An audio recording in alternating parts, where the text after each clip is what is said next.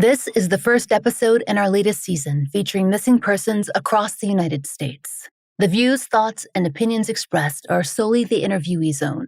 All individuals are presumed innocent until proven guilty in a court of law. There is brief mention of an allegation of child abuse in this episode, so listener discretion is advised.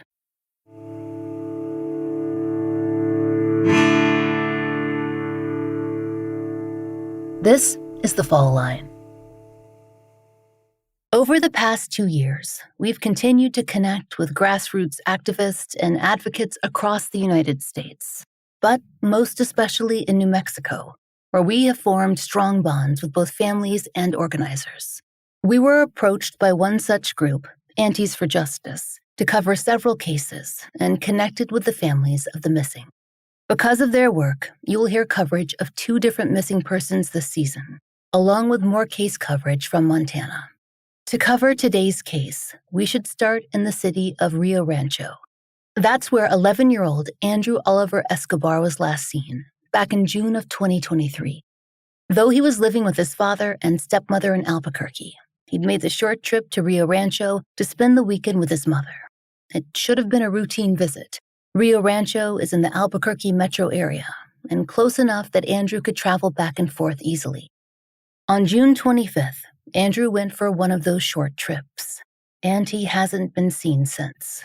It has been nearly 3 years, and today, Andrew is 14 years old. Unlike many of the cases we've covered on the Fall Line, we know exactly what happened to Andrew. And his father, Juan, knows too, and that has made the search for him even more agonizing, because he is absolutely certain that his son is out there, in one of a few states close to their home in New Mexico. And yet, despite effort on every level, personal, legal, and criminal, Juan cannot reach him. That's because Andrew was taken by his own mother, then known as Miriam Felix Delgado, during that court-ordered visitation period. At the time, Juan Escobar had legal and physical custody of their son. Juan told us that he was granted first physical custody and then, in the summer of 2023, sole custody after a tense court battle and several years of not seeing his son in person, because his ex-wife had moved to another state during the COVID pandemic and visitation was made impossible. But Andrew had been home with Juan again for a time, just long enough to get into the swing of things again. And then he was gone. According to the National Center for Missing and Exploited Children, or NCMEC, a felony warrant for custodial interference was issued for Miriam Felix Delgado on August 21, 2023. The U.S. Marshals Service is offering a reward of up to $3,500 for information leading to her arrest. She's believed to go by the name Sophia Shelton, or sometimes Veery Shelton. Andrew may be going by the name of Oliver Shelton. Juan has pieced together these details, both on his own, with the help of a private investigator, and with the participation of law enforcement. He has joined forces with local advocates, especially those supporting the families of missing and murdered Indigenous people, all of whom have similar goals. And there have been tips that have come in, sightings of both Miriam and Andrew across several states. But that information, it always comes too late. And Juan has realized that the public doesn't take parental kidnappings as seriously as they do other cases of missing children. Sometimes people just assume that a child must be safe and happy as long as they're with one parent. But it leaves the other parent in an agonizing state of limbo, out of contact, and unable to verify that their child is safe and well. When we spoke in February of this year, Juan Escobar started by telling us about Andrew's childhood. He was lucky enough to grow up near many relatives, and that meant that he was able to form strong bonds with his extended family. Andrew, as a baby, he was always just a real happy, smiling child.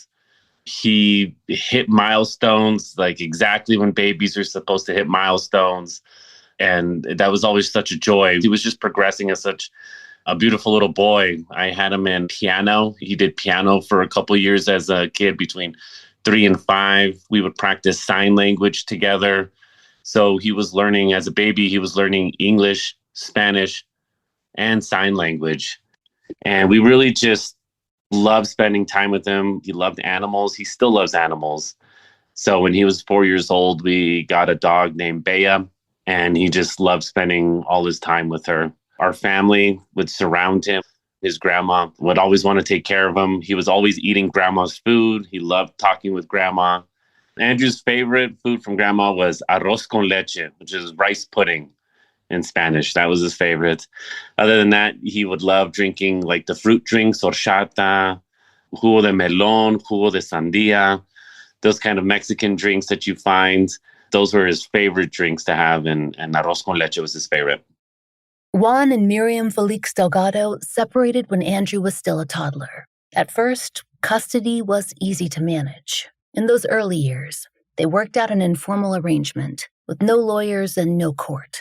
Andrew was with Miriam Monday through Thursday and with Juan on the weekends. That's when he got to spend quality time with Juan and his paternal side of the family.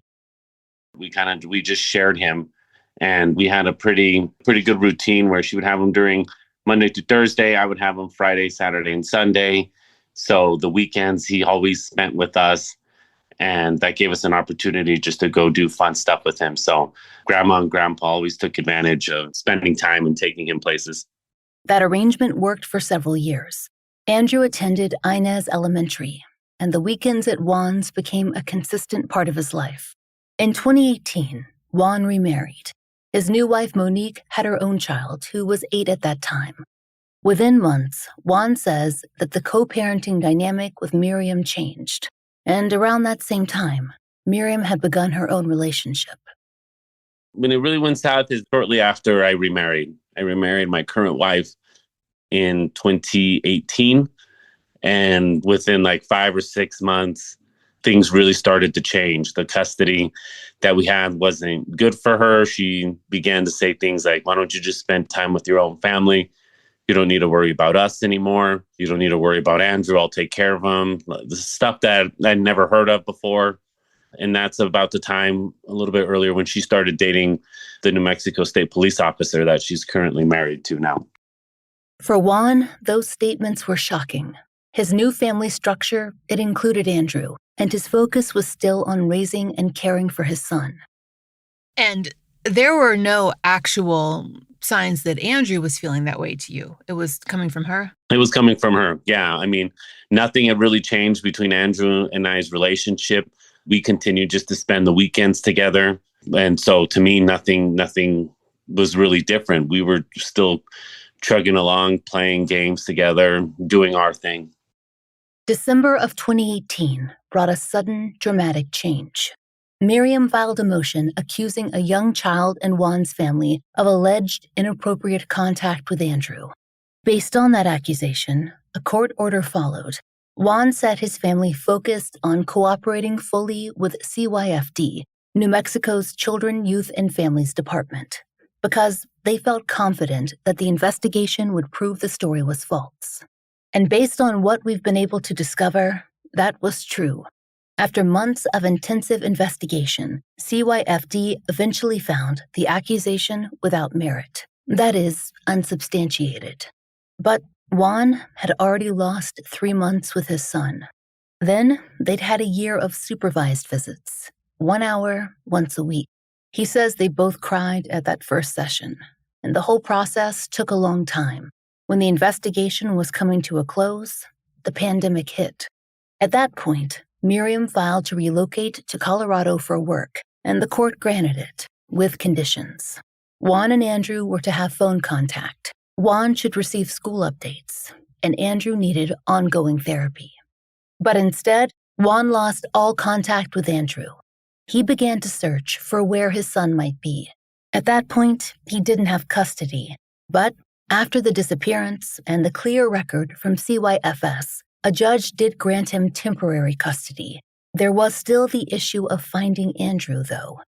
By November 2022, Juan and a private investigator had found that Miriam had changed her name to Sophia Shelton, and that she had a new Colorado driver's license issued in that name. Juan raised this news with the court as a red flag, but the judge said that he couldn't prove the connection to an intent to hide. But in December of 2022, Juan and the investigator had tracked down Andrew's location. He was living with Miriam's new husband. the retired New Mexico State police officer. Had to get a writ of assistance so police could help us. And even then, it still took about 2 hours at the place for her to essentially let him go with police that afternoon.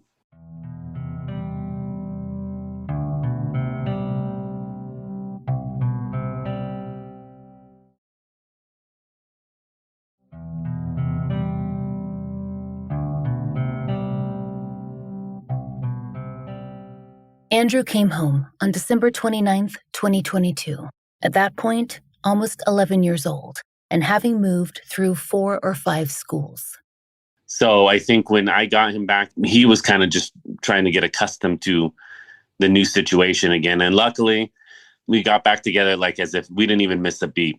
We just started playing again and playing pretend, playing games and going outside. But no, I think during that time, I think he really just was trying to survive what was happening and figure out where his place was. His mom had just lost custody and she was only seeing him every other weekend. And she was really manipulative to him about his relationship with me. By the end of 2022 and into early 2023, Andrew was home with Juan. He was re-enrolled at Inez Elementary, the same school that he'd attended for kindergarten, and close enough to walk to. Old friends recognized him. He joined the archery club and a local jiu-jitsu dojo, and he was finishing out the 5th grade. Juan told us that he and Andrew spent those months just doing everything together. I suggested stuff that he wanted to do. He's like, let's go rock climbing. So we joined a rock climbing club and we just began rock climbing, going to rock climbing gyms. He was always really smart. So we would play Jeopardy together. We found that we could play each other in chess and we could see each other improve as we played. And then he joined the chess club. And that's when he really took off and really began enjoying chess. Andrew finished out 5th grade with his old friends and with his new hobbies. Then it was time to plan for middle school, something that Juan thinks that Andrew was looking forward to. There was something else too, though. The court case was still ongoing. Juan's 2022 temporary order had not been made permanent yet, and a final custody hearing was scheduled for late July of 2023. As the final custody hearing approached, the court ordered a court clinic, a comprehensive evaluation performed by a professional who interviews every family member, including the child, and then makes formal recommendations to the judge. The clinician recommended that full custody be granted to Juan, with visits for Miriam, court-supervised visits, because there was some concern on the clinician's part. At that point, Miriam had Andrew every other weekend. And at the time when that order was issued, Andrew was in Miriam's custody. I kept trying to get the judge, let me get Andrew back before you issue this order. But he issued this order, the judge issued this order that she had lost custody and she was to turn him over to me while she had him. They didn't wait for me to have him in order to give that order. And I really feel that really pushed her to be like, well, I guess I should just go on the run now because I've lost custody of him. So she was told flat out by a judge she lost custody of him while he was in her custody. The exchanges during visitation had already become difficult. According to Juan, Miriam had begun sending her husband in her place. Eventually, they had to arrange police escorts, which worried Juan. He was concerned about the effect on Andrew. And that was before that order came down. June 25th, 2023 was a Friday. Andrew went to his mother's for the weekend. That Sunday, the exchange didn't happen. According to Juan, a shooting at the Century 24 movie theater in Albuquerque pulled all available police to the scene. With no officers free to facilitate the handoff, it just couldn't take place. Juan spent the next several weeks trying to get Andrew back. Miriam wouldn't return him, and she would not allow Juan to pick him up. Because the final custody hearing's decision was not yet on the books, this was considered a civil matter. Juan had to wait until the court hearing in July, but he'd also filed with the court concerning the custody violation. So at that custody hearing, Miriam attended the hearing by phone, and the judge told her, hey, you don't have custody of him anymore. But I think the judge at that point threatened her and said, hey, you're going to be in contempt of court if you do not turn over this child immediately.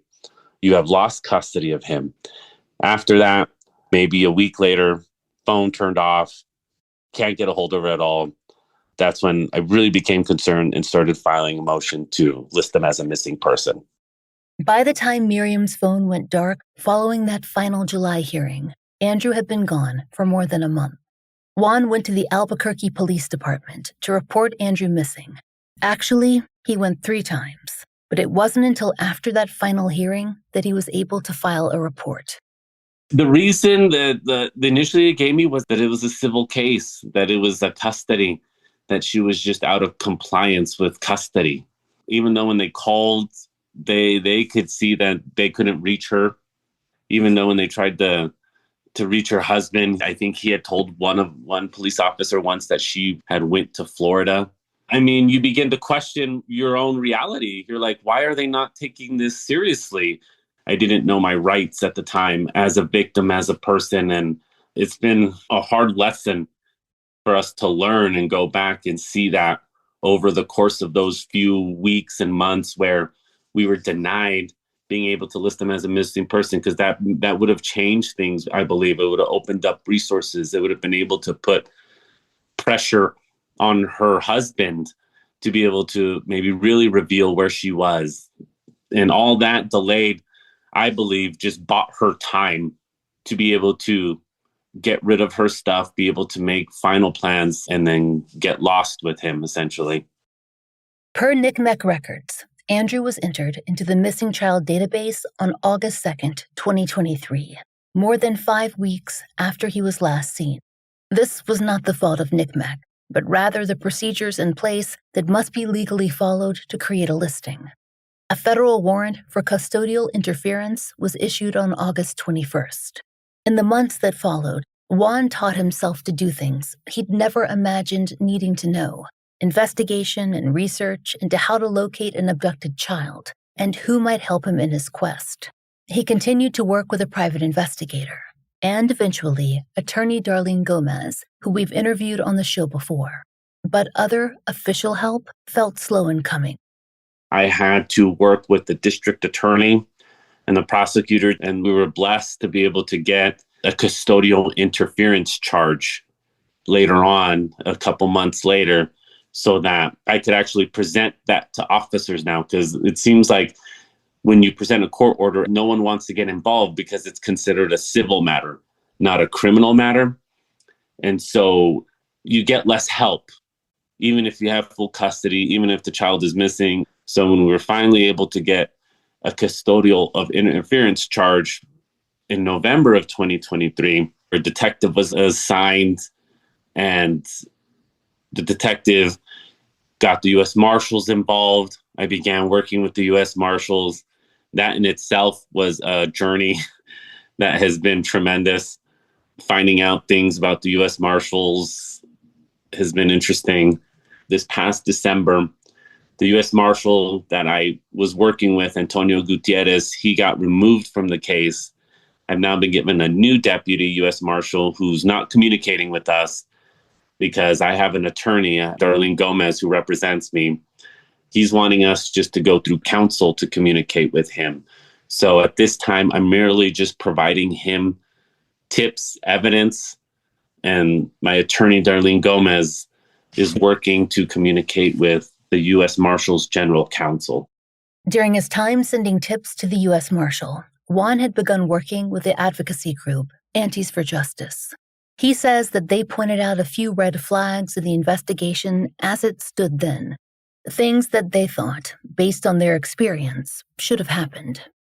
So one of the big concerns was the fact that the U.S. Marshals hadn't even interviewed Miriam Felix or Sophia Shelton's current husband, the retired New Mexico State police officer.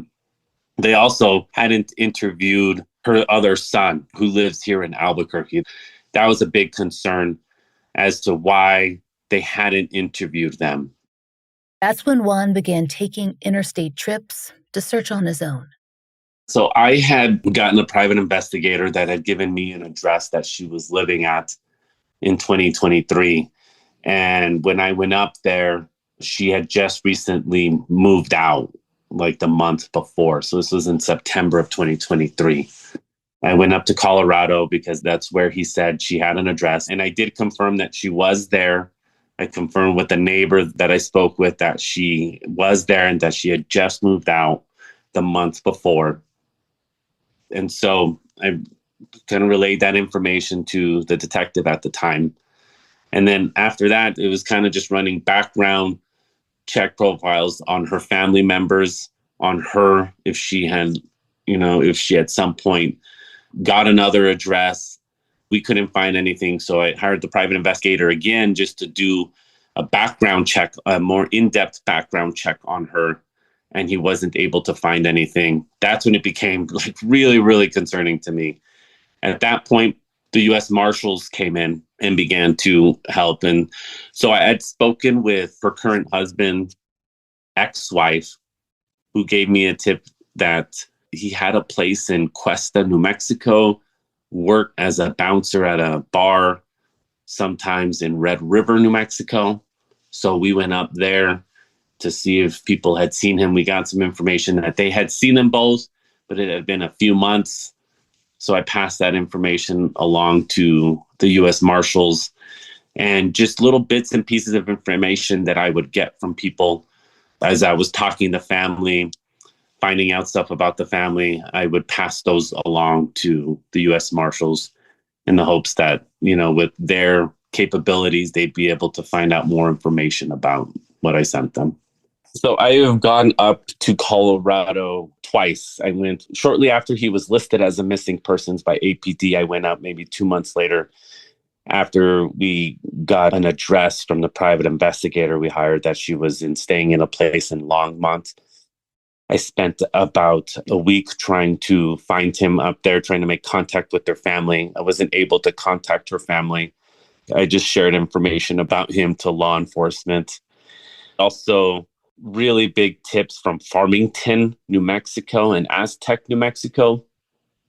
So this past summer, we made contact with the different law enforcement agencies in that area, which, believe it or not, there are so many because of jurisdiction issues. There's so many different law enforcement agencies working up in one area. So I had to visit every single one of them, including like the San Juan County Sheriffs, the Aztec Sheriff Department, the Farmington Police, the state police, giving them essentially a PR packet, letting them know that we do believe Miriam is in this area. While we were there, we did have someone actually identify and say, yes, that they served him and her maybe 6 months prior. So we knew we were on the right track. We also spoke with the woman who believed she got into a car accident with her, but we just weren't able to prove that. We weren't able to get concrete information from her or from a car accident about that. But she was certain it was her. We just weren't able to corroborate her story kind of. But we recently just got another tip that someone did see her in Farmington, again, like 6 or 7 months ago. And we believe, like I said, her husband worked in undercover, in narcotics, in surveillance and counter surveillance. And even in conversations with the U.S. Marshal, he's like, there's no way this woman could have stayed hidden this long without help from someone who knew what they were doing.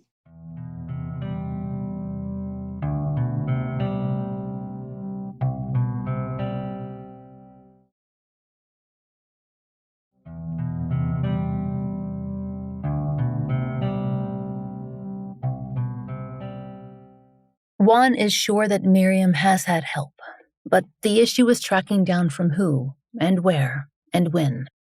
She has a fair bit of family across several states, correct? Yes. And how do you think that could be currently helping her in terms of staying off the radar? Well, I think her family is helping her, at least a minimum, and they have connections to dairy farms and farms in Colorado where the workers live and work on the farm. So we believe she did spend some time at some point working up in that Colorado, Greeley, Longmont, Fort Collins area, and was getting support from her family. Because Miriam's husband did not go on the run with her, his location is known, and he's not been charged in relation to Andrew's disappearance, nor is he otherwise publicly named by law enforcement as a suspect. Whether or not he's in contact with Miriam, we just can't say for sure.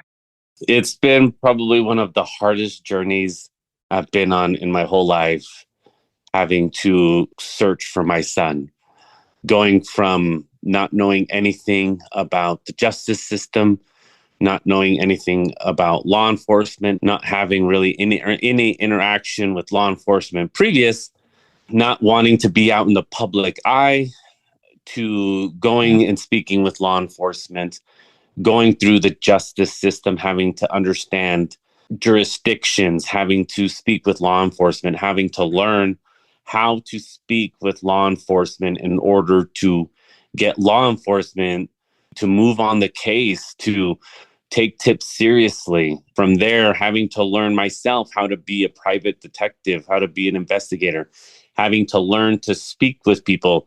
Probably the hardest thing, and one of the things I see other families struggle with, and I struggled with for a little bit, is how to keep all this information organized in a way that you can present it to someone who is seeing this for the first time. You know, when I first started, I thought everyone cared about my son as missing as much as I did, but I had to come to realize people have other lives. I had to learn, and I have to learn now, still continuing to learn, unfortunately. And this is really, really hard, is having to sell your story to people. I had to learn to do television interviews in order to get Andrew's face out there. I had to learn to practice for TV interviews. I took an improv class last summer just to loosen me up, just to feel more comfortable in front of a television, just to feel more comfortable with people interviewing me, asking questions. And I just was blessed that I was able to have a family that supports me in doing these things. But I meet so many people that have zero resources. And when you don't have any money and you're having to use your own money, you very, very quickly run out of money. You run out of money. And then once you run out of money, you run out of energy. I had to learn also to slow down. I can't think about it all the time. I can't always be looking for him all the time. I had to learn to slow down, to value my energy and put my energy towards him when I can be most effective. Probably the biggest lesson I've learned in this whole process that is now become a passion of mine, and I really feels my calling, is to let people know most of the time you're going to have to become your own biggest advocate. You're going to have to become your child's biggest advocate. You're going to have to be the one who does the detective work. You're going to have to be the one that leads the charge on social media. You're going to be the one who's going to have to do the interviews. And that's going to require you to do things that are uncomfortable. And I just want people to know that, you're not the only one going through these uncomfortable things. And there are support groups. To look for support during this process from people that have done it before. Learning to do this by yourself, you will beat your head into a wall trying to figure this out by yourself. Seek help in learning how to do social media and learning how to do interviews and learning how to make connections. I had to learn something that's called a 2-minute testimony, how to give my testimony about Andrew's case in less than 2 minutes, because the truth is, you really only have 2 minutes of someone's attention to tell them about your story. And you need to be able to tell that story without it killing you every day having to repeat that story. And then the last thing is to make sure and take time for yourself. Take time to take a break from thinking about the tragedy or thinking about Andrew, and be able to do self-care. Exercising and eating healthy is probably the best thing you can do during this type of situation, because that's guaranteed positive energy that's going into your body. Those 2-minute talks and all his other efforts paid off. Andrew has now been featured by a number of media outlets, and most significantly, Andrew's story was featured on America's Most Wanted.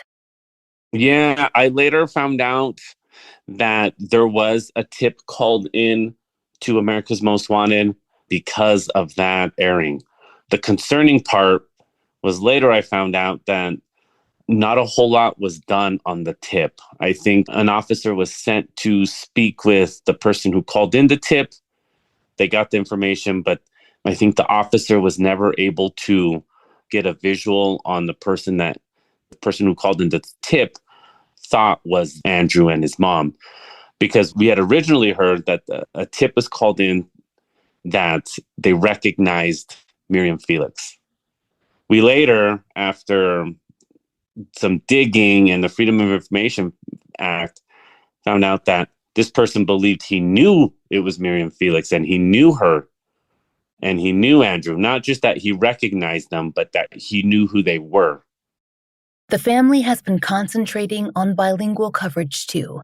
Andrew's case has been featured on Telemundo, and his disappearance was also amplified by another and totally unexpected source, the famous WWE wrestler Mick Foley.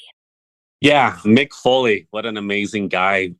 Every year there's a Comic-Con that comes to Albuquerque, and we went to just get support for not just Andrew, but other missing children and missing kids here in New Mexico. And Mick Foley, when I spoke to him, he just really opened up to me. He was moved by our story, and he asked me what he could do to help further the word. And I made the ask. I said, if you could just share something about Andrew's story, maybe take a picture with me. And he did above and beyond that.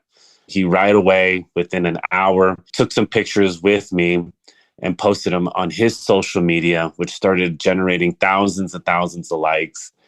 He also made that plea for people to please help him. And then as a result of that, there was also a couple articles written about his pleas to help find Andrew, which continued to generate more awareness for Andrew. So, I mean, it was really amazing. He's an amazing guy. I watched him wrestle from when I was a kid. So to have him just take that burden on his heart to do something for us when he didn't have to, just really reminded us that there's good people that still want to help you and want to use their platforms to share, because they're aware of what's happening. They know this child is been without his father, has probably been kept hidden, and he used his platform to share Andrew's story. And it really just means the world to me and my family. Juan thinks that wherever Andrew is right now, he's not in regular contact with other people. He'd been enrolled in online school while in Colorado back in 2022, and Juan thinks that's likely the case again. He may be using his middle name, Oliver, along with the name Shelton. He was registered that way at least one previous online school. So we believe that he's in an online school, not going to public school, going under a different name, and being kept from seeing people, from meeting people, under the belief that as long as he's doing online school, he's getting an education, not realizing that the most important part for Andrew's growth and development is the stability and the friendships that he makes in school. And that what they're doing, what's happening to him now is going to affect him for the rest of his life. I know we can't really guess at what Andrew's thinking or feeling, but do you think that he knows that he's a missing person? I do believe Andrew knows that people are looking for him. I do believe that Andrew, his name has been changed. And I do believe he's being lied to as to why that name change happened. I know Miriam has contacts and accomplices that can help her change a person's name and identity. She's done it to herself. So we do believe he is aware that people are looking for him, but we believe he's being lied to as to why they're looking for him or why they are staying hidden. And that's what concerns us, because changing a young boy's identity like that is abuse, in my opinion. If someone does see Miriam Felix or see Andrew Oliver Escobar, what we're asking everyone in our request is that you call in a tip to the U.S. Marshals at 877 want tip 2. We're asking people to call in tips to this number because all the tips that come into this phone number get recorded and action has to be taken on them. And we can also follow up on what action is taken on tips that come in concerning Andrew Escobar. One of the things I've learned to do as a father of a missing child is follow up on police efforts. For whatever reason, if something was missed, it's important for me to follow up on what was done. But we can't do that unless we know what the tips are, unless we're able to get access to them. So calling in tips to the U.S. Marshal hotline, 877-WANTED-2, is the best thing that people can do. We reached out to the police and the U.S. Marshals to ask for a statement on the current status of Andrew's case. At the time of this recording, we'd not heard back from either. As of January 2026, Andrew Escobar is 14 years old. He's a Latino male with brown hair and brown eyes, and was just under 5 feet tall and around 98 pounds when last seen. You can see photos and an age progression on our social media. He may be going by Oliver Shelton. And once again, his mother may be going by Sophia Shelton or Viri Shelton. If you have any information, contact the U.S. Marshals tip line at 877-WANTED-2. You can also reach the Albuquerque Police Department at 505-242-2677 or the National Center for Missing and Exploited Children at 1-800-THE-LOST. If you see Andrew Escobar or Miriam Felix Delgado, call law enforcement. Do not approach them. There's an active felony warrant out for Miriam. If you know of a case that should be covered on the Fall Line, there's a link to our case submission form in the show notes. Thank you for listening. The Fall Line is an independent podcast, and we appreciate listener support. It allows us to do research, obtain FOIA, pay our content advisors, and support and donate to the causes we care about. Our therapy fund is paid for through Patreon and Apple Premium subscriptions. If you try out the products we advertise, please use our sponsor codes. It really helps. And please take a moment to leave us a great rating and review on your podcast app of choice. If you listen on Apple Podcasts, please be sure to check your subscription to make sure you're set for automatic downloads so that you do not miss an episode. My book, Lay Them to Rest, is out everywhere. Find out more through the link in the show notes. The Fall Line is created by Laura Norton and Brooke Hargrove. The show is written, hosted, researched, and produced by Laura Norton. Engineered by Southern Gothic Media and Rachel Boyd. Content advisement by Vic Kennedy, and special thanks to Liz Lipka.